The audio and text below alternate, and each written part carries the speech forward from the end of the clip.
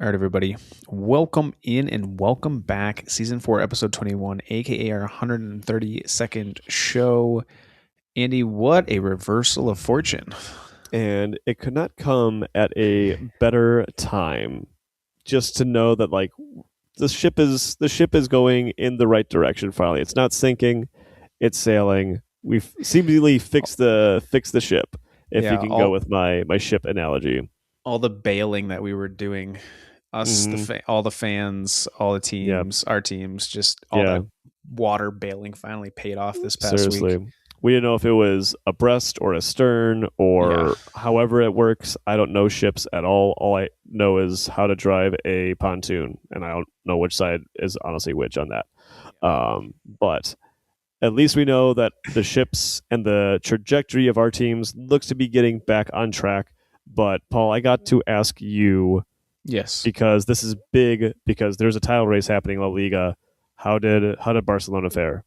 Yeah, so as you mentioned, Andy, Barcelona righted the ship. We got a very solid 3-0 victory over Levante, and it was a little touch and go at times, especially early on when Levante was a little bit more enterprising into Barcelona's territory, but kept a clean sheet, which was very nice. Haven't done that in several weeks. Mm-hmm. But I think one of the kind of telling signs from this past week, Andy, was the lineup that Barcelona had. So we started Joao Cancelo on the left wing, Eric Garcia and Gerard Martin in the middle, which I don't think we've done yet this season. Koundé on the right. We played Frankie de Jong. We started Marc Bernal, which was interesting because he hasn't gotten a start in a while. And then the traditional front three between Lewandowski, Rafinha, and Lamine Yamal. But interesting starting lineup, especially kind of seeing them come out of the tunnel. I was like, wait, these are not the normal starters. So I guess Hansi Flick had a very honest conversation with players this past week, basically being like, kind of what's up? What are you guys feeling? Obviously, this was a really rough week going back to last week for the team. So kind of where are we at as a squad? Where are we at individually? And I guess the players were very honest with him and just said, we cannot play this high press, high line system week in and week out. We're not fit enough, which is what I was saying last week. I've said it majority of this year. Yeah. And I think Hansi Flick took that to heart and he's like, all right, well, we got to find ways to rest players then and still get results. So then he came up with this lineup and it worked. A 3-0 victory again, very solid. And Andy, I can guarantee you that not a single soccer fan, not a single one, had Joao Cancelo to Eric Garcia to Marc Bernal for the first goal in the fourth minute. No one joined that up. Yeah, no one made that. No one won a bet on that. No one bet on that trajectory. No, it was amazing. I mean, I think it kind of goes to show Marc Bernal is on a trajectory to be the Xavi to Iniesta, or the Iniesta to Xavi, whichever one you really want to call it. You want to call it the Busquets to Iniesta, the Busquets to Xavi, between him and Pedri as a pairing in that midfield. I think as long as both players stay healthy, knock on wood, it's going to be a pairing that is going to send Barcelona to new heights. I really do. Bernal is only 18. He has the building blocks. He has to get better. He's not there yet, but he has the building blocks. Yeah. I mean, you could see it he's got goal scoring instincts. He has the ability to play passes. He has the mentor in Pedri, which is crazy to think about Pedri being a mentor for somebody at 23 years old.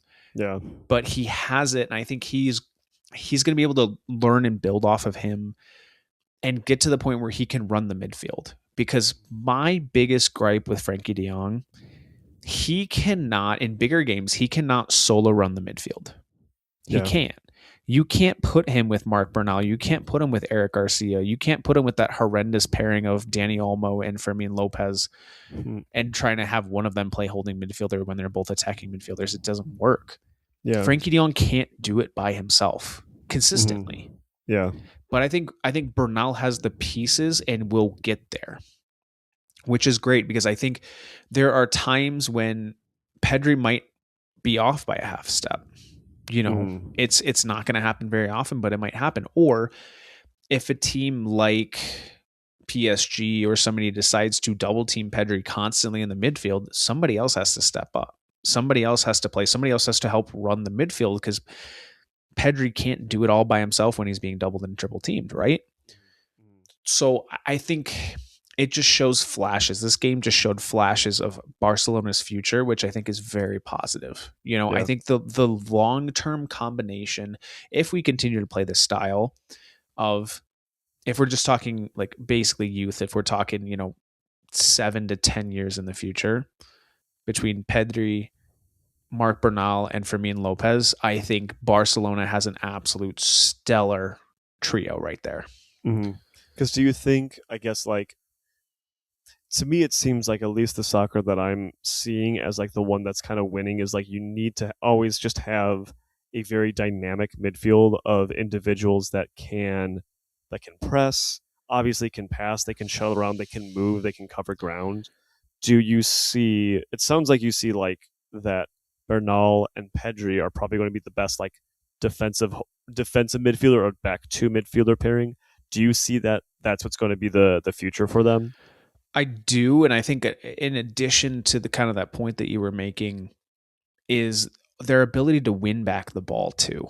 And that's where I think Frankie de Jong struggles, is he's not great at winning the ball back when he gives it up.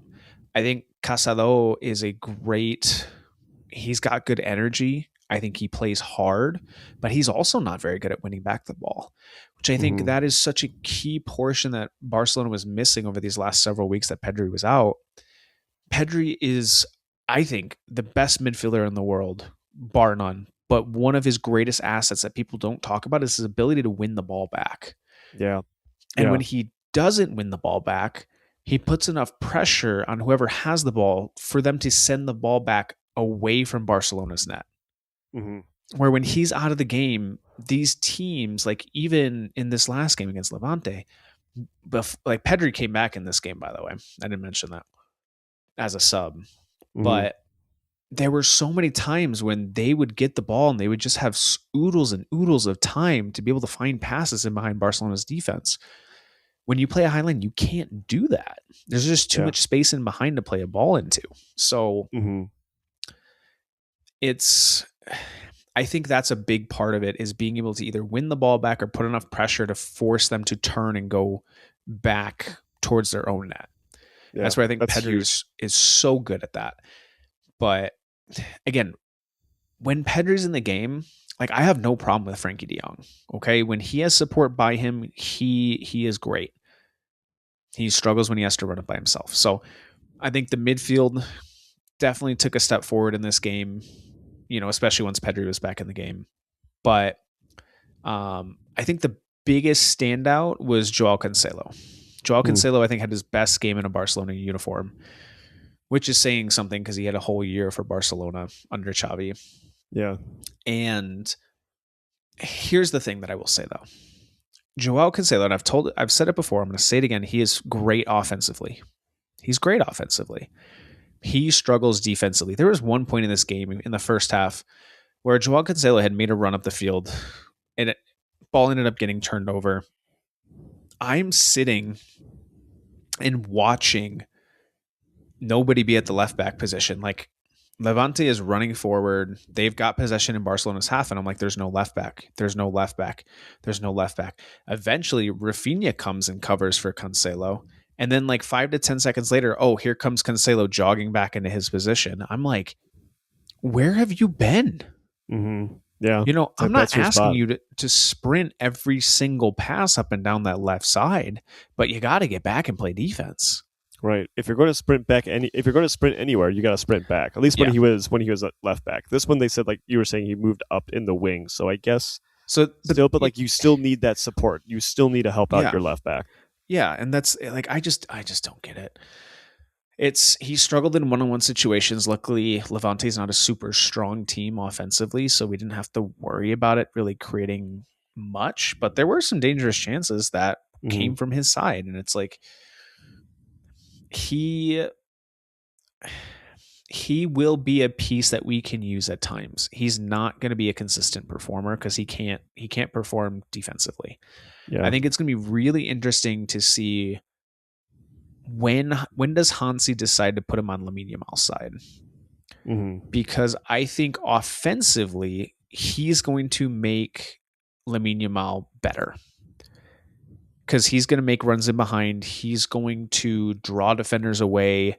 He will, the space that Lamine creates when people double or when teams double and triple team him, Joao Cancelo is going to be able to use that space. Yeah. I think Hansi is very hesitant to do that, though, because defensively that would put an absolute crater-sized hole in our defense on that side. Yeah. Because unlike Rafinha, Lamine Yamal's not sprinting back on defense. Yeah. You know, Rafinha will sprint back and he'll cover box to box plus because he knows he's going to do whatever he needs to do for the team.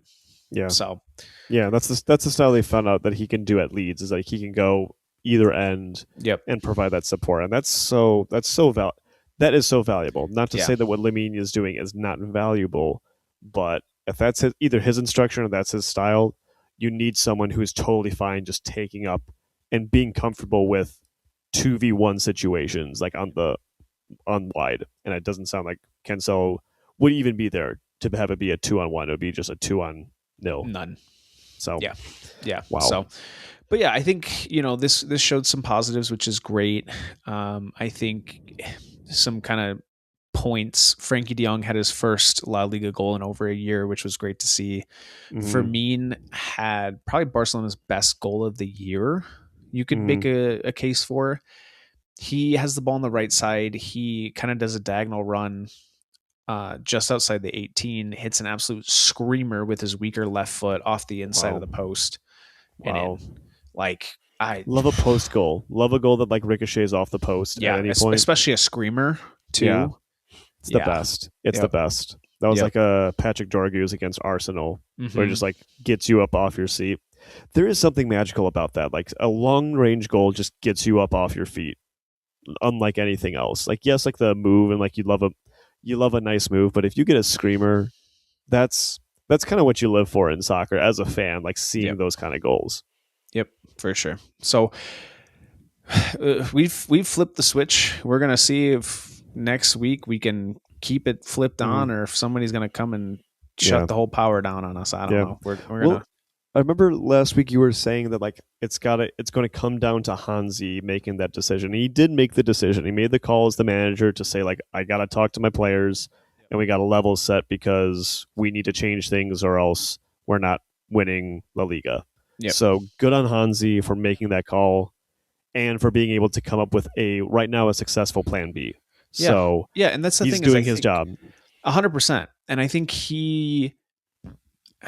he's learning that we're going to have to beat some of these mid to lower table teams with our non-A squad or like not even our non like B+ squad, right? We are going to have to be smart coming down this stretch of when we're going to rest players, who are we going to rest, you know, who can we play, who can we kind of, you know, play with, mess with, mash together to create a winning squad. Who's going to have chemistry? Yeah. You know, that's the thing. I think that's the thing as a manager in modern football, because of the number of games that are played, is you have to be able to find depth and find quality in said depth. Yep. Like that's what all the best teams have.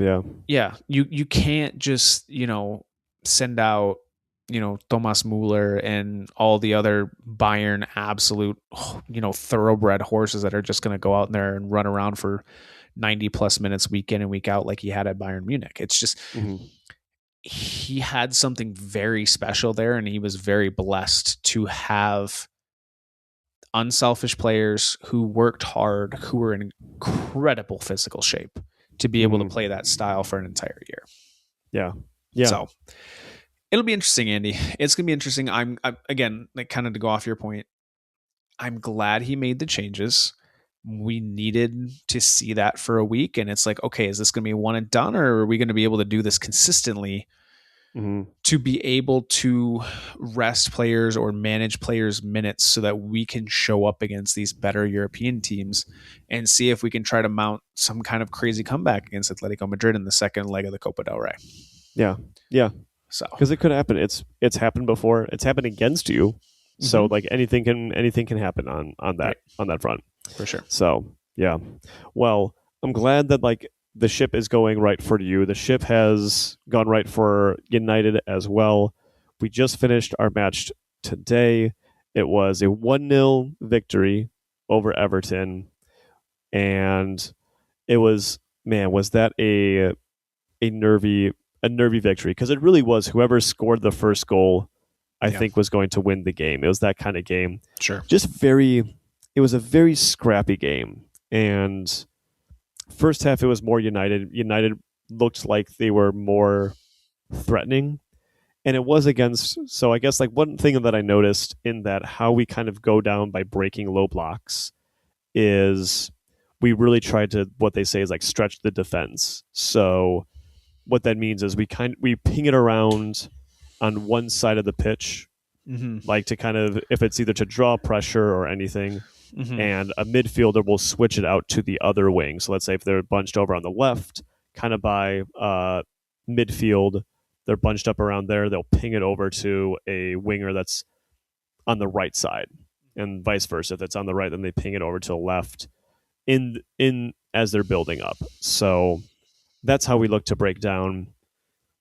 It looked better. It looked better in terms of the quickness was much better than I've seen previously, where it would look more ponderous. It looked like we were thinking more. This one feels more natural. Still, like that final pass, that final idea isn't there yet, where we can really hold on to the ball. We don't have that ability. Like you were saying with Pedri, that he's immediately able to win back the ball. We don't have that. And I think it's, to be honest, I think it's really down to we don't have the most mobile, athletic midfield. Kabi is great in that he can hold the ball and some of the passes that he can make, but he is not all around, all encompassing, all action. He's a Rolls Royce. He's smooth, like he can hold the ball, but he is just not. That's not his game. Casemiro is not the most blessed passer, and he's also just not the most mobile. I'm not saying that he's not one of the best, because we're seeing now why he is world class, because now he's putting in performances where you're like, how are you doing this when you're almost 40? Yeah. Incredible.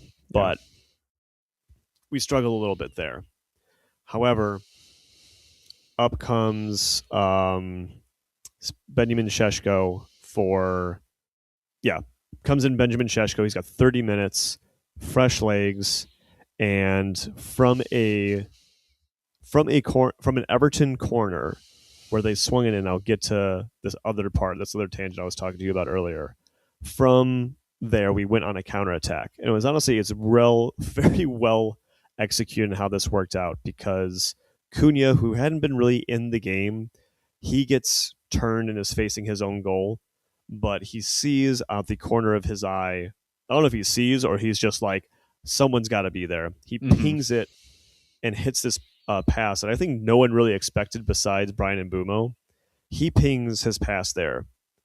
In front of, going back to Cunha, in front of Cunha is Benjamin Sesko, and then in front of Benjamin, maybe like 5 yards ahead of him, is Tarkowski, the defender. And so now it's an all-out sprint between Benjamin Sesko and Tarkowski to sprint it out while Brian Mbeumo has the ball. Brian Mbeumo cuts it back from his right to his left and just rolls the ball past his marker.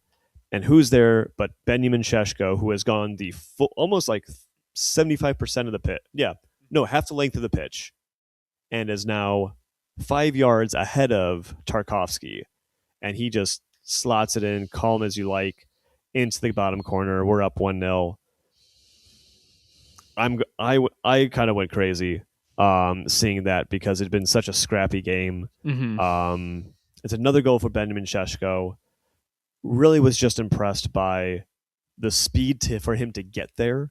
Because again, he was starting 5 meters behind and he just went on an all-out sprint and he just like blew past, aka boat raced Tarkovsky to get to the spot. And then to make all that route, to make that run all the way there, to slot it in the corner to take the composure, because he still had to finish past what's his name? Everton's goalkeeper, Pickford. To do that was really impressive with all your body weight, your momentum to try to beat and get there and just calmly first time it. Oh man, fantastic. Loved it. And so we hold on for the rest of the game. We get a clean sheet.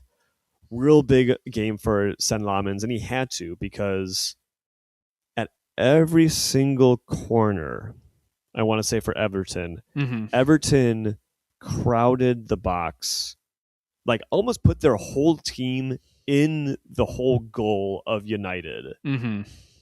And they must have had about 11 corners, and that was just their tactic the entire game. Yeah.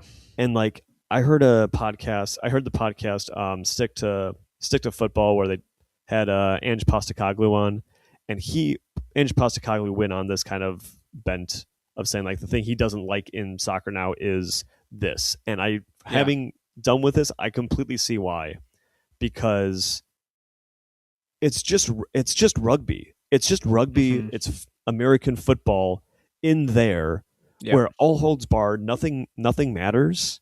It seems, because you can grapple and tug and tear and just cause a whole bunch of chaos.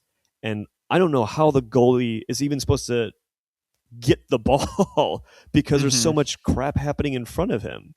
To me, that doesn't seem like play. It just seems like you're just intentionally trying to cause chaos. Yeah. And I know it's a tactic, but I think it's really nasty. And I personally just really don't like that.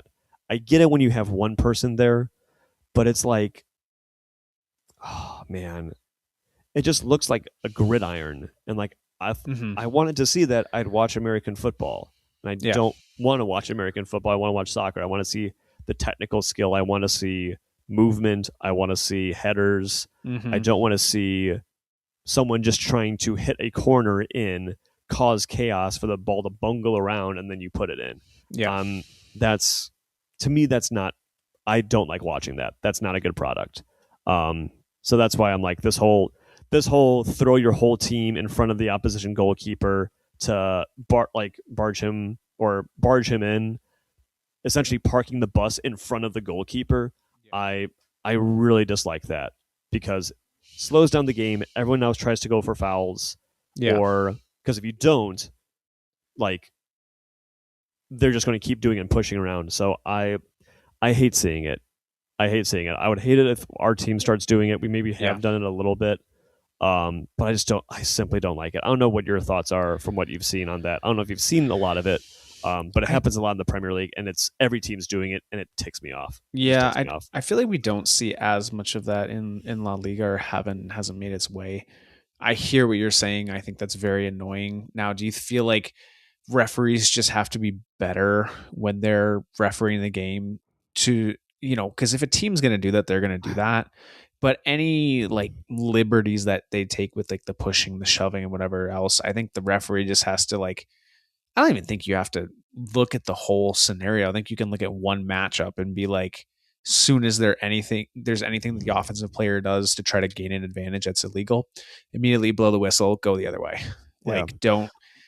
Don't wait for, VAR will save me. It's like, no, if somebody commits a foul, you call it and you go the other way. And I think in those cases, the defender should always get the benefit of the doubt. Yeah. I think what's just tough is like, it's everyone's doing it. Like everyone's pushing, everyone's shoving. So it's like, do you now need every referee to have eyes on every single player matchup? Right. Like, I just don't know. Like, it's something I don't think referees can actually handle. And there has to just be a rule where that is there just has to be a rule change, because I just think it's just not football. Like, it's a different kind of football.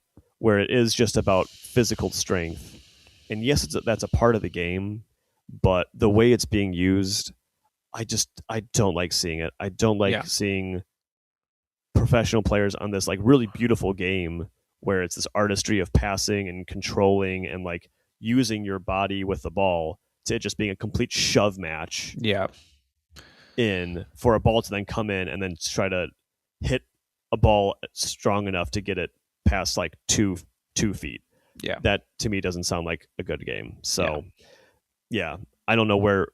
Yeah, I think there just has to be a rule change, and I don't know how you describe it, but like it really should stop because, especially if Arsenal, not especially because Arsenal are doing it, but if so many teams now are like that's the way that they get their goal is by just causing chaos.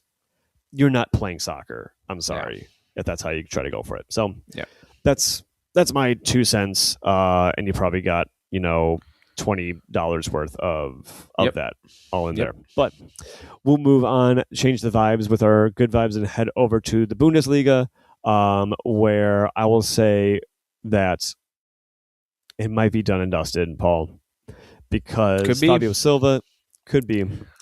It's Dortmund against RB Leipzig this past weekend. So 2 against, I want to say 6th.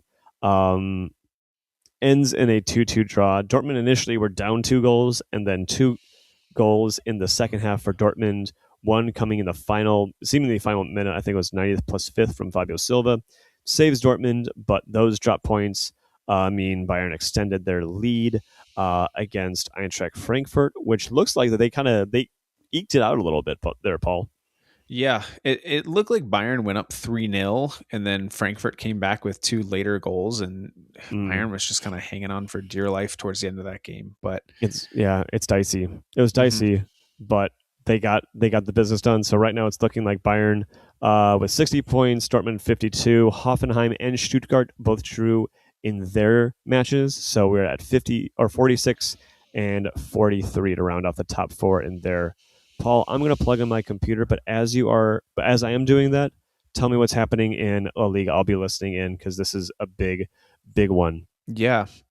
So all of the doom and gloom that we covered last week, all of the issues we talked about with Barcelona and everything, Real Madrid getting back to the top of the table last week, didn't last very long.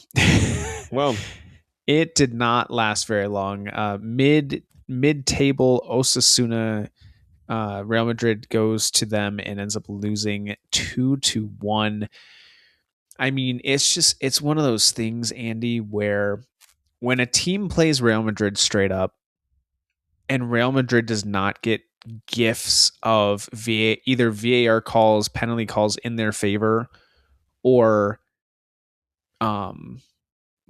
calls where like VAR does not intervene on the other team's behalf, or whatever it might be.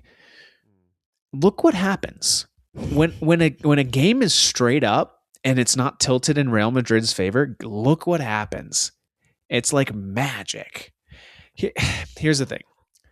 It almost Real Madrid almost got their gift for whatever payments they're giving referees or allegedly and whatever, because the middle of the game, the Osasuna striker gets into the box and gets around, I think, Trent Alexander-Arnold. And no, it wasn't Trent. It was the left back, Carreras, I believe it was. And goes to play the ball around Courtois. Courtois makes like a bad challenge and ends up stepping on the attacker's foot. He goes down. He sells it, which like when you get a tap on your foot in the box, you're going to sell it, right? That's part of the game.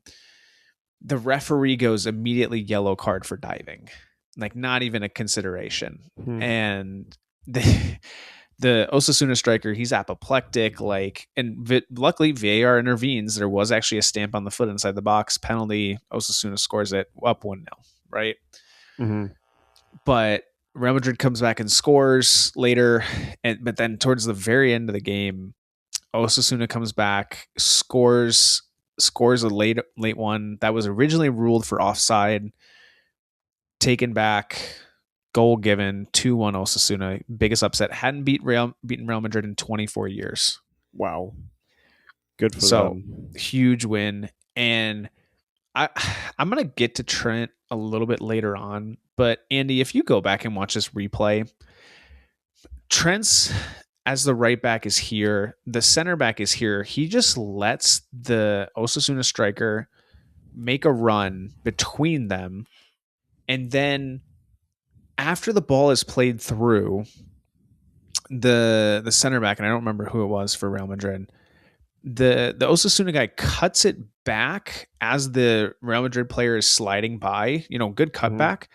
But somehow in that span, Trent Alexander-Arnold falls dead asleep because he should have just been following the play. And as soon as the Osasuna player cut the ball back, he should have taken it off of him, or at least gotten back in position between the attacker and the goal. Yeah. But he falls asleep, and when the cutback happens, he you almost see him startle awake on this play, and then goes, "Oh crap!" and then it's too late to get to the Osasuna attacker, and ball's already in the back of the net. Yeah, there was another point where he gave up a really horrible foul outside the box that gave Osasuna another chance before they score their second to score a second, which they didn't end up. She didn't end up scoring on or taking advantage of.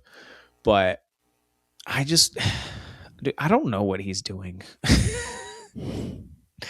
I just don't. I don't know. Sometimes he's had these defensive lapses. This used to happen past couple of years. People had started to question his ability at defensive awareness sometimes because he's such a forward-thinking, thinking right back. Yes. Less defensively. Yep. So sometimes he gets exposed, and when he does get exposed, it's not like it's more like oh dear. Yeah. That's kind of what happens. So this means now for the continue. I was just going to say it really bit him in the butt multiple times. So Real Madrid dropped points. They go down to second. Atletico Madrid, they ejected Espanyol 4-2. And then Villarreal finally played their game in hand, Andy. So they beat Levante 1-0. And then they beat Valencia 2-1 as well. So what that means for the standings, Barcelona back up into first, 61 points. Real Madrid with 60. Villarreal into third, Andy, with 51, and Atletico Madrid in fourth with 48 points. Wow. Exciting stuff. Yeah. It's getting nervy, but let's see. Yep. I think the change for Barcelona, that might be enough to just inject a little bit of freshness into them. So hopefully that continues. And we're almost back to full strength. Yeah. Because Gavi is back to practicing with the first team. Marcus Rashford's almost back with his little knee tweak. So we are, knock on wood, getting healthy at the right time. Knock on wood. Knock on wood. Knocking on wood. Well, if that's the case, I think this is where the tightest match or the tightest race is going to be for the winner. For the winner of their respective leagues. Because looking at Italy and Serie A, it's Inter's pulling away with it. They're on a 7-match win streak in the league. They are, I think, 14 unbeaten overall. Wow. So, overall, so including Champions League. Mm-hmm. Yeah, they're just they're on fire here. Not anymore. We'll get to that. Oh, okay. But with that, as they're going on their win streak in Serie A, Napoli sink again to Atalanta, so they lose their points there, which drops them to third place, putting them 14 behind Inter. Roma end up walloping Cremonese in the second half of their match. So now Napoli and Roma are now tied on points, third and fourth respectively. AC Milan lost to Parma Calcio, and what that leaves us in is Inter have 64 points, Milan are 53, 11 points back. Napoli and Roma are split at 50 apiece. So remember when that was 1 point separating 1 through 4 each? Yes. That when it was that tight, man. Yeah. And Inter decided to go on that win streak. Not that they decided, but they've hit the win streak. They've the one that's been consistent. No one else has. And now they're reaping the dividends out of that. Interestingly enough, going to Serie C, my team Cosenza drew with Atalanta's under 23 team. So I don't know how that works out because Atalanta is in the top in Serie A. So if somehow Atalanta got relegated and then the Atalanta got won or promoted, you'd have Atalanta and Atalanta's U23 from my stance. I don't know how that works. I'm sure there's like something that talks about how that works. I just personally don't understand it, so I gotta read up on how that works there. But we drew. I think it keeps us still in the playoff ranges. So I don't know if it's really, unless we go on a crazy 7-match win streak. I don't know how Cosenza is just going to get automatic promotion there. Yeah, but that's what's happening there, Paul. What's going on in the Premier League, sir? Sure. So Arsenal actually ended up playing 2 games. I think issues with maybe one of their cups / the Champions League. They ended up playing like a week 31 game against Wolves. It was really weird how it like showed up on Google. Super strange. But they ended up drawing to Wolves earlier in the week, and then they toppled Tottenham 4-1. But what that means is they're 5 points ahead of City, but have already played a game. So City has the potential to go to only 2 points down against Arsenal. Yeah. So it's, City nestled past Newcastle 2-1, and Aston Villa ended up drawing against Leeds. So what that means for the standings is Arsenal was 61, but again, all these teams have a game to play, so they can get technically up to 3 points closer. So City with 56, Aston Villa with 51, and Manchester United with 48. So really interesting to see how that's going to shape out. I don't know if you've seen I don't know if it's a meme or a gift or something, but it's like a guy looking over his shoulder going, he's right behind me, isn't he? That's City for Arsenal right now. Yeah. Oh, yeah. There are a lot of people. I've just seen a lot of former Arsenal players that are now like pundits talking about that now of what happened with Wolves, because this is historically one of the worst Wolves teams. Again, this is the team that we drew to, and everyone was losing their crap because United drew to Wolves. Yep. Well, league leaders Arsenal have done the same thing, so just put that into perspective. Or did we lose to Wolves? We drew. You drew. So that being said, I don't know. This is teetering tottering time. I thought Tottenham might be able to do it because their new manager, after they fired Thomas Frank, are now, or Igor had said the new guy, first name's Igor, the manager. He has always won his first match anywhere he's gone, and this was going to be his first match. Yep, and he got walloped. Tottenham are in serious trouble because they're looking close to relegation, like last year. So they're 4 points out of relegation right now. Yeah, that's scary. Like 4 points is. I think at one point we were last year 5 points above relegation, and that was our lowest. But we never dipped, I think, past 5. But they're within 2 matches. Yeah, really going down. So, woof for that. But hey, that's what's the Premier League. But let's go to the Pinnacle. Champions League is back this week. Paul, what do we have? Ooh, okay. I'm looking at the notes. Okay, okay. So we covered half of it last week just because of us doing the show on Tuesday. So we'll cover the Wednesday games from this past week. Newcastle ended up destroying Karabag 6-1. Leverkusen ousted Olympiacos 2-0. And then Bodo Glimt and the absolutely shock Inter 3-1, which is crazy. And then Club Brugge and Atletico Madrid, they drew 3-3 in a thriller there. So a lot to play for a lot of these teams. Karabag is probably out of it. But the second leg for this knockout stage, or the playoff play-in, whatever you want to call it, is getting very exciting. It is, yes. I love seeing the graphics for how far Karabag is compared to everyone else. Because I think Newcastle Karabag might be, if not the longest, one of the longest flights. It's basically like going across the United States from Seattle to Miami, is what I've heard is the the distance there, which is still crazy because it's a lot. I think a lot more time zones there are more time zones in Europe than there are in the US, I want to say, but it's about same distance. I'm not exactly sure, but that's still a lot. So to go there and give a thrashing is good on Newcastle. Good on Newcastle for that. Yep. But yeah, so Paul, that's good. That rounds out our leagues. We'll go to our final segment of the Super Sub and Super Dud. Who do you have for your Super Sub, Paul?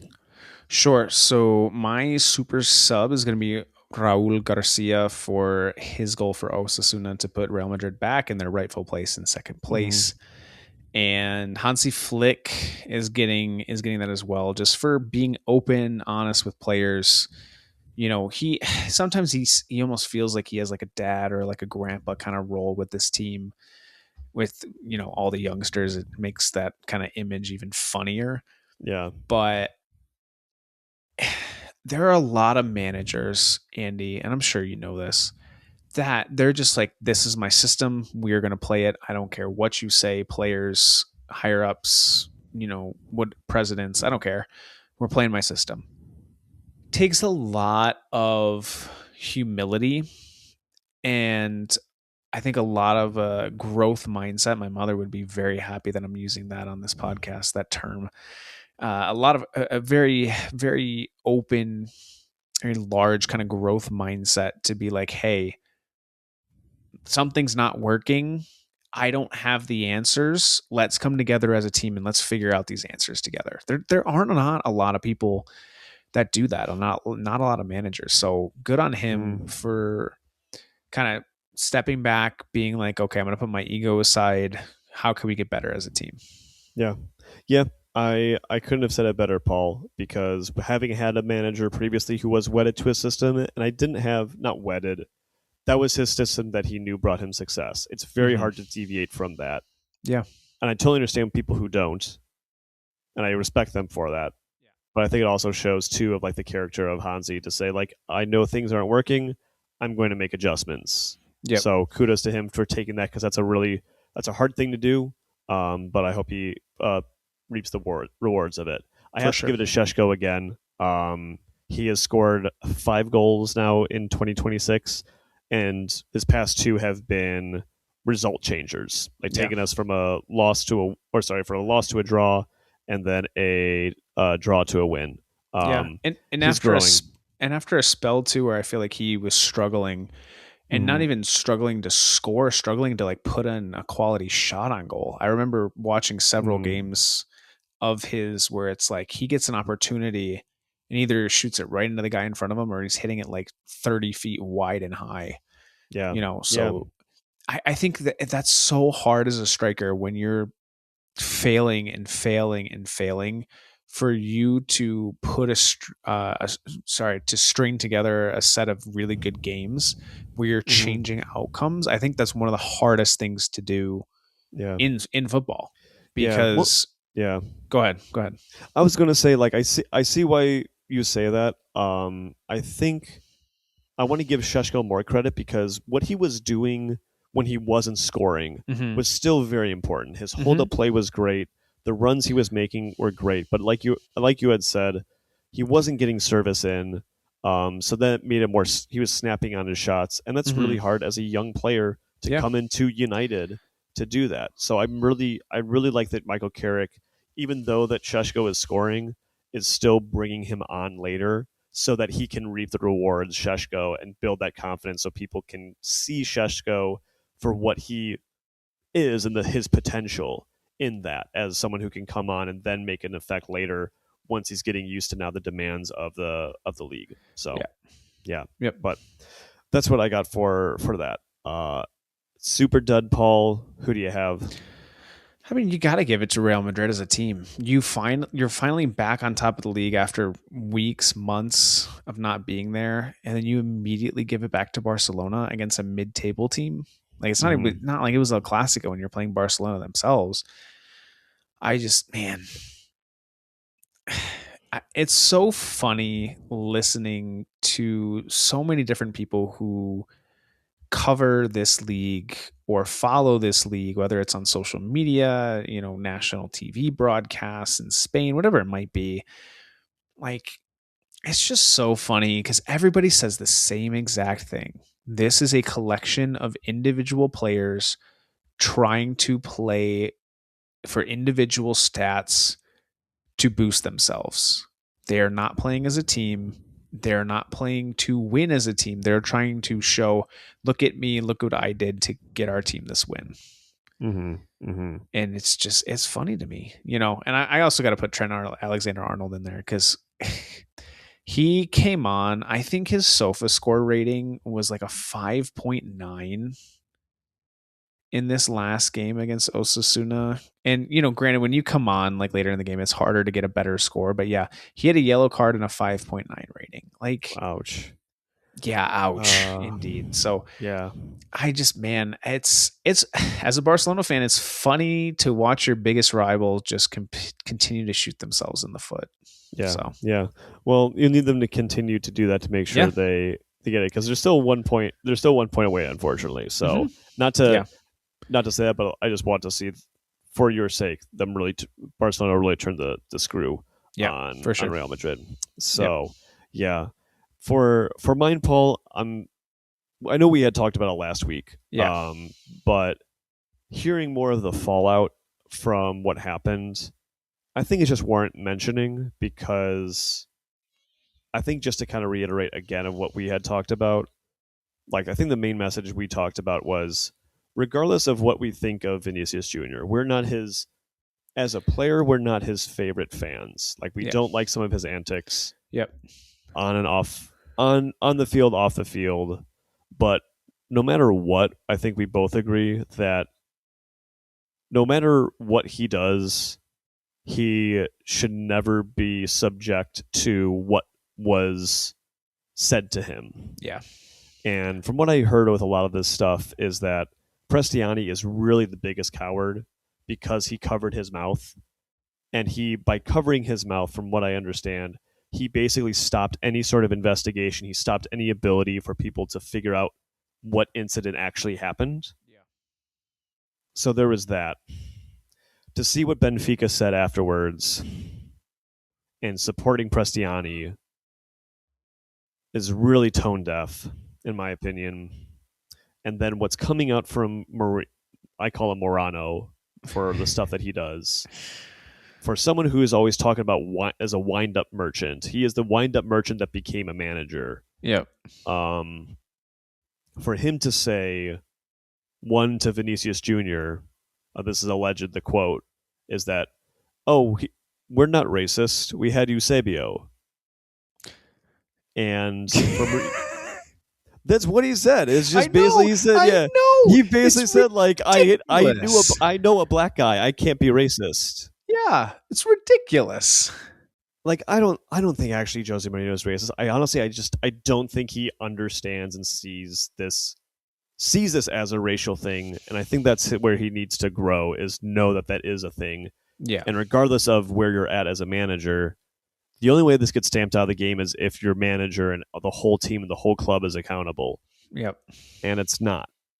So hearing all this, just want to reiterate again, I think that no matter what, we respect Vinicius Jr.'s dignity, and nothing that he could have done on the field warranted any sort of calling him anything, whether it was racist, or as Prestianni had said, it wasn't racist, I called him something homophobic.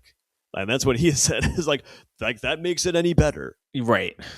So, yeah. So, just wanted to kind of reiterate that, because I think it's just important from everything I've heard from that. So I don't know if you have more to say, but no, I don't. I think I said what I needed to say last week, but I'm glad you brought it up again, because, you know, it's something that doesn't go away. This continues to happen. It should go away, but it hasn't. You know, whether it's in our world, whether it's, you know, on within our sports, on the field, off the field incidents with these players, it's like, it's got to be out of the game. It's got to be. It's got to be out of the world. It's got to be out of the game. But they're just people who just think that they can say whatever the heck they want and not get punished for it. And it doesn't look like he's going to get punished for it, which is awful. But it's I think you described it well. Yeah, and just to kind of, I guess, for the last part about it, it's like it's that, like, people say that, but then there's people who will then just do nothing or hide behind the mentality of, oh, this is my club against your club. Like, it's just one of those things. So I'm going to side with my club no matter what. And it's like, no, we're human. Like, it goes on both sides, and it doesn't matter. At that point, the teams and the clubs shed and your humanity shows, and that's what should happen. And, like, nothing, I can't judge anyone's character, but at that moment, Prestianni did something wrong. So he needs to be held accountable. Exactly. In my opinion. 100%. So, so end on that. Sorry for kind of turning it a little bit differently, but I think just needs to be mentioned to said. But we'll be back, I want to say, next week. I know we have some scheduling to talk about, Paul and I off air. But thanks for hanging with us, guys. Hopefully you can hear a little bit of the more joy in our voices with some wins under our belt. Hopefully that continues for both of our clubs. But until then, I have been Andy. Paul's been Paul. And with that, I'm wishing you all a big old bye.